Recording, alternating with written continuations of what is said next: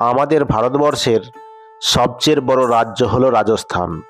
এই রাজস্থানের অধিকাংশই জুড়ে আছে ধুধু মরুভূমি। এখানকার প্রকৃতি, শিল্পকলা, রাজপ্রাসাদ, লেক, ঐতিহ্য পর্যটকদের আকর্ষণ করে চলেছে বছরের পর বছর ধরে। এখানকার প্রাকৃতিক নিদর্শনগুলিকে দেখলে মনে হয় যেন ইতিহাসের গলি ধরে পায়চারি করছি। আমরা দীর্ঘ 15 দিন ধরে রাজস্থান ঘুরে দেখেছি। রাজস্থান ভ্রমণ জয়পুর থেকেও শুরু করতে পারেন, আবার বিকানির থেকেও শুরু করতে পারেন। আমরা শুরু করেছিলাম বিকানির থেকে।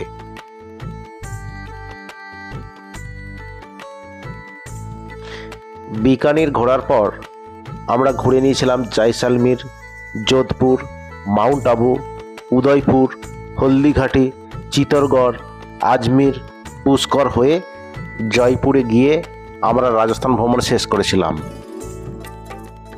আপনারা চাইলে জয়পুর থেকে শুরু করে বিকানির হয়ে রাজস্থান ভ্রমণ শেষ করতে পারেন।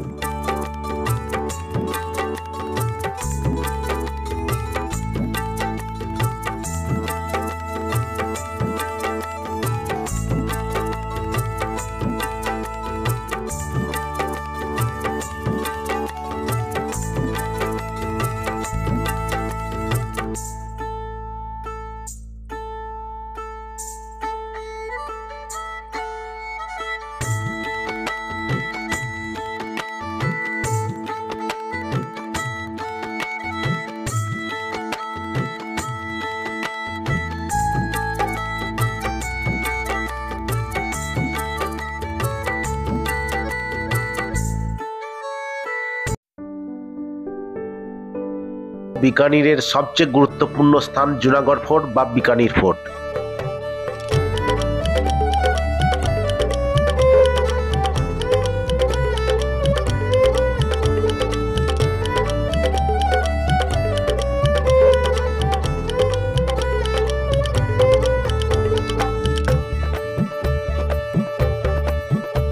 যোধপুর শহরটি প্রতিষ্ঠা করেছিলেন রাজপুত শাসক রাও যোধা রাথোর। তখনকার সময় অনুসারে রাজার প্রথম ছেলেই হবে পরবর্তী রাজা, তাই রাও বিকা যোধপুর ছেড়ে দিয়েছিলেন। কারণ তিনি রাও যোধা রাথোরের প্রথম ছেলে ছিলেন না, তাই তিনি রাজাও হতে পারবেন না। তিনি চলে এসেছিলেন ফাঁকা মরুভূমি অঞ্চলে। তিনি নিজের প্রচেষ্টায় তৈরি করেছিলেন নতুন একটি শহর। তার নাম অনুসারেই এই জায়গার নাম হয়েছিল বিকানির। এই ফোর্টটির আগে নাম ছিল চিন্তামণি ফোর্ট। এখানকার রাজা কাছেই নিকটবর্তী কয়েক কিলোমিটার দূরে লালগড় ফোর্টে বসবাস করায় এই ফোর্টের নাম হয় জুনাগড় ফোর্ট। জুনাগড় কথাটির অর্থ হলো পুরাতন স্থান, অর্থাৎ জুনাগড় ফোর্টের অর্থ হলো পুরাতন ফোর্ট।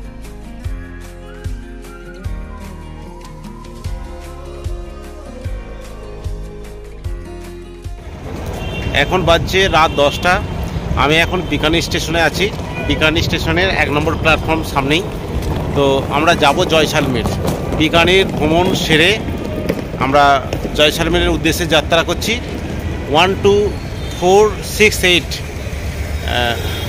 লেন সুপারফাস্ট এক্সপ্রেস আছে আমাদের 11টা 20-তে।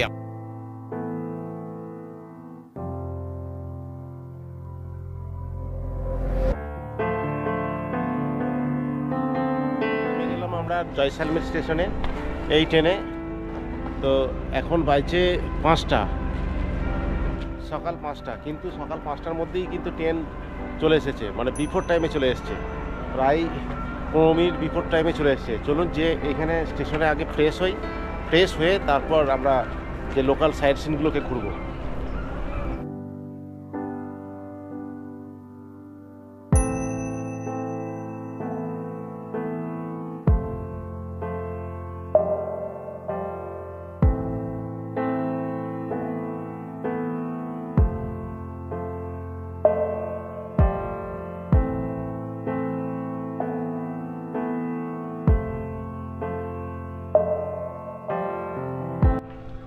জয়সালমীর স্টেশন থেকে আমরা একটু ফ্রেশ হয়ে ক্লক রুমে মালপত্র রেখে আমরা চলে এলাম জয়সালমীরের একটি গুরুত্বপূর্ণ ট্যুরিস্ট ডেস্টিনেশন গাদিসার লেক।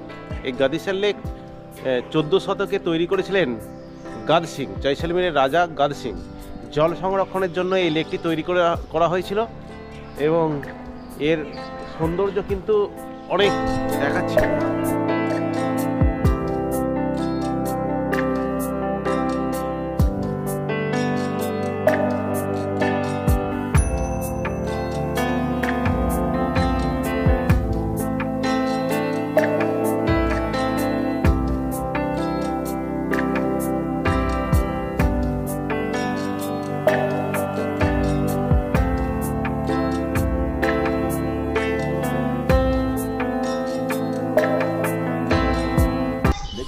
সুব্রতদা, কেমন লাগছে এই লেকটা?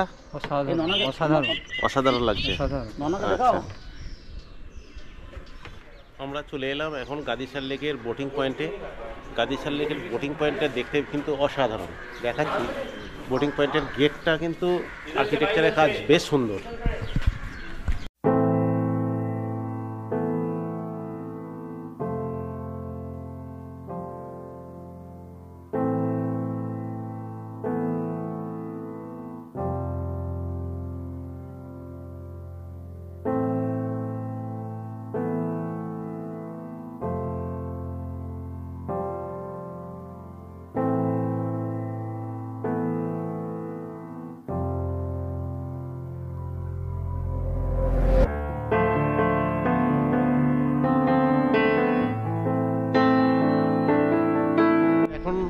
বাজছে 7টা।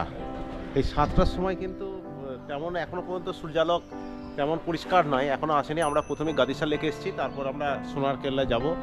তো এখানে গাদিসার লেকের যে এইখানে বোটিং পয়েন্টটা আছে, এখানে বিভিন্ন ধরনের বোটিং ব্যবস্থা আছে। জানি না বোটিং ফিস কত বা কি জানি না, তবু দেখাচ্ছি আপনাদেরকে।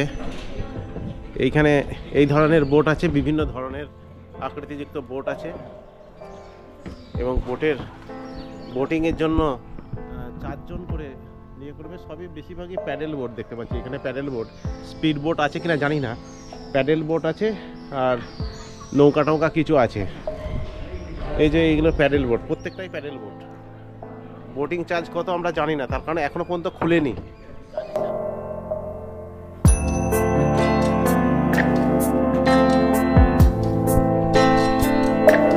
বোটিং পয়েন্টটার থেকে কিন্তু লেকটা বেশ ভালো লাগলো। তো বোটিং পয়েন্টের থেকে পর আমরা যাব পাশে, দেখবেন এইখানটার করে বোটিং পয়েন্টের এইখানটা কিন্তু ভিউটা অসাধারণ।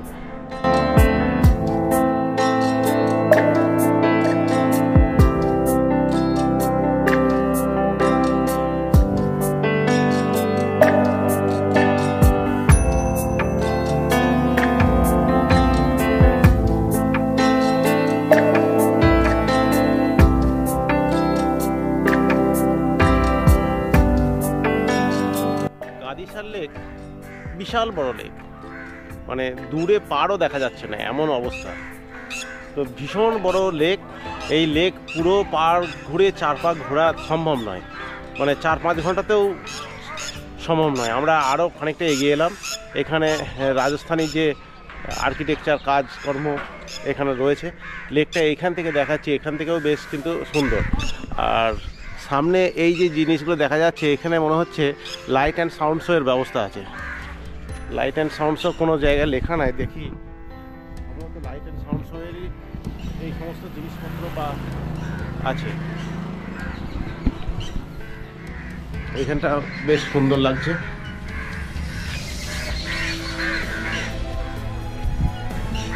চলুন এই দিকটা দেখি।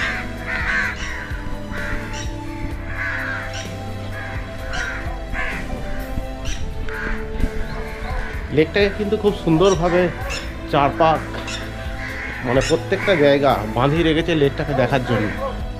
লেকটাকে খুব সুন্দরভাবে দেখা যাবে। এখানে এই যে লাইট অ্যান্ড সাউন্ড শো আছে, লাইট অ্যান্ড সাউন্ড শো এখানে বসে মনে হয় লাইট অ্যান্ড সাউন্ড শো হয়ে থাকে। তো এই দিকটা দেখাচ্ছি।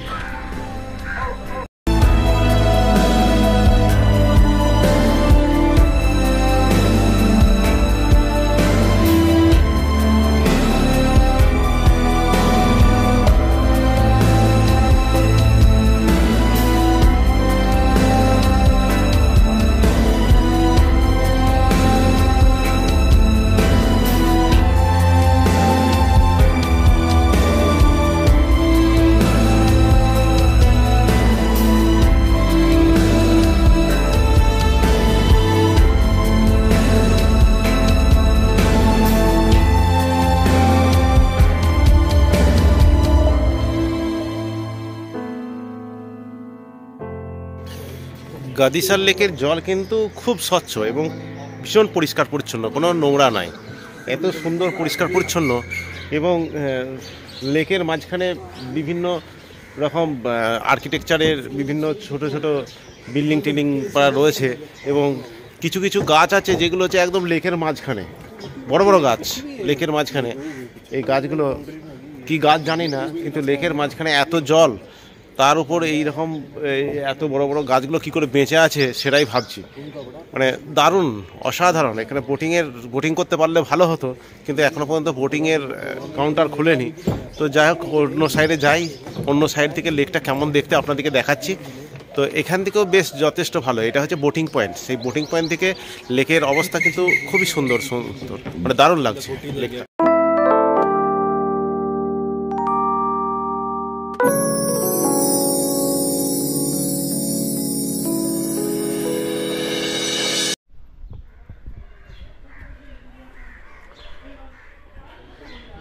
লেকের থেকে আমরা বাম ধারে অনেকটা এগিয়ে এলাম, বেশ সুন্দর জায়গাটা আমি দেখাচ্ছি। এই জায়গাটা একটা মন্দির আছে, এই যে মন্দির,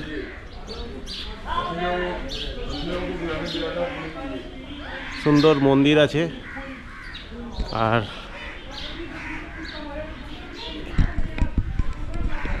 বেশ এগুলো কিন্তু সুন্দর দেখাচ্ছি এখানটা করে।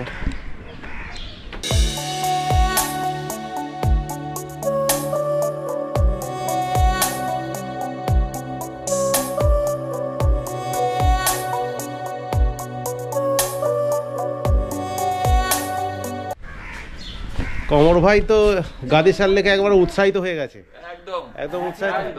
লেকটা খুব সুন্দর লাগছে না? অসাধারণ সুন্দর লেক। হ্যাঁ, আর এই এখনো সূর্য ওঠেনি, এই যে একবার খুব সকালে এর দৃশ্যই আলাদা। চলুন লেকের ধারে যাই। আর শরৎদা শুধু লেকে শুধু জলে নামবো মনে হচ্ছে।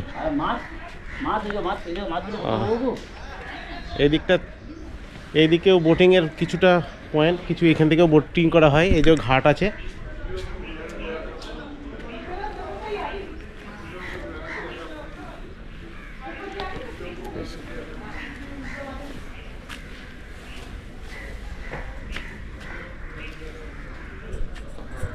গাদিসার লেকের অপর সাইডে চলে এলাম, একটা সাইডে চলে এলাম। সেখানে বেশ কিছু সুন্দর সুন্দর স্ট্যাচু আছে। এখানে দেখুন উটের, এই যে সুন্দর উটের স্ট্যাচু, লোহা দিয়ে, একদম পুরো মেটাল লোহা দিয়ে উটের স্ট্যাচু। আর আছে I love Jaisalmer, I love Jaisalmer, এবং এদিকে উট আছে। আপনারা চাইলে এই উটের দড়ি ধরে এবং আই লাভ স্ট্যাচুর মাঝখানে আপনারা ছবি তুলতে পারেন। আর এই সাইডে আছে যে রাজস্থানের যে কনস্ট্রাকশন, সুন্দর দেখাচ্ছি আপনাদেরকে।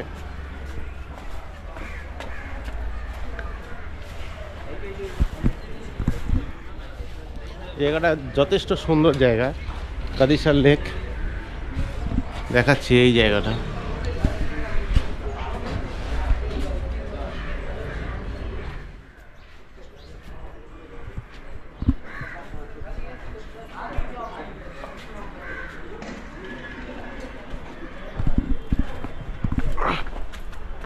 চলুন এবারে অন্য সাইডে যাই, যে দেখি।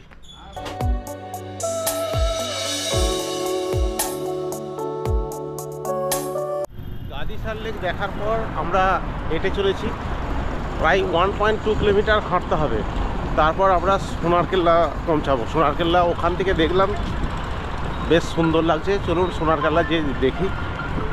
অনেকটাই চলে এসেছি। গাদিসার লেক থেকে 1.2 কিলোমিটার মতো এই সোনারকেল্লা বা গোল্ডেন ফোর্ট। জয়সালমীরের সবচেয়ে গুরুত্বপূর্ণ ডেস্টিনেশন হচ্ছে এই জয়সালমীর ফোর্ট বা গোল্ডেন ফোর্ট বা সোনারকেল্লা। আমরা বিল্ডিংয়ের ডিজাইনের কাজে যে সমস্ত পাথরগুলো ব্যবহার করি, যে ইয়েলো পাথর ব্যবহার করা হয়, আমরা বেশ বিশেষত ডিজাইনের কাজে ব্যবহৃত হয়। এখানে দেখুন এগুলো, এই পাথরগুলো কিন্তু অ্যাভেলেবেল, কাঠের মতো দেখতে, কিন্তু এইগুলো হচ্ছে মার্বেল। থিকনেস যথেষ্ট বেশি, অনেক বেশি থিকনেস। আমাদের এই থিকনেসে 3টে কাটা হবে, 3টে হবে।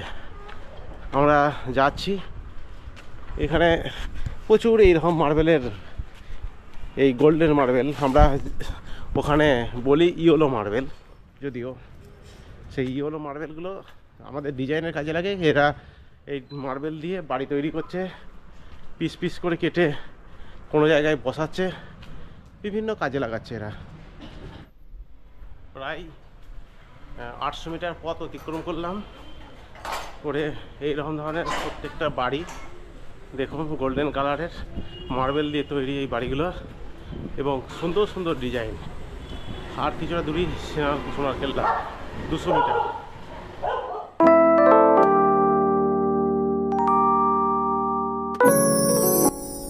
অবশেষে আমরা পৌঁছে গেলাম আমাদের ডেস্টিনেশন, স্বর্গীয় ডেস্টিনেশন সোনার কেল্লাতে। সেই সত্যজিৎ রায় তার পরিচালিত, ভানু সিংয়ের অভিনীত সেই সোনার কেল্লা আমরা দেখেছি। তখন থেকেই আমরা অনুপ্রাণিত হয়েছিলাম যে সুযোগ পেলে আমরা সোনার কেল্লা রাজস্থানে দেখব। আজকে আমাদের স্বপ্ন পূরণ হয়েছে এবং সোনার কেল্লাতে যাব।